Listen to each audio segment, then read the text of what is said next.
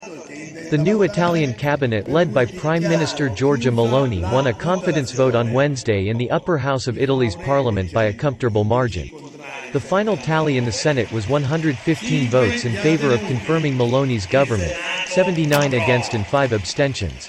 On Tuesday, the government easily won approval in the lower house of parliament, with 235 votes in favor, 154 against and 5 abstentions.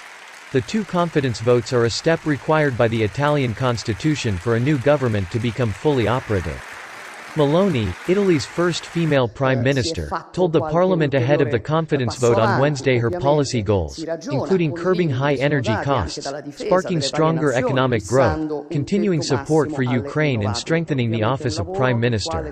Meloni's Brothers of Italy party was the top vote-getter in Italy's September 25 general election with over 26% of the ballots cast. She had run the campaign with her two coalition allies, the Forza Italia party and the League, both of which gained over 8% of the votes. The new government formed by Meloni was officially sworn in on Saturday.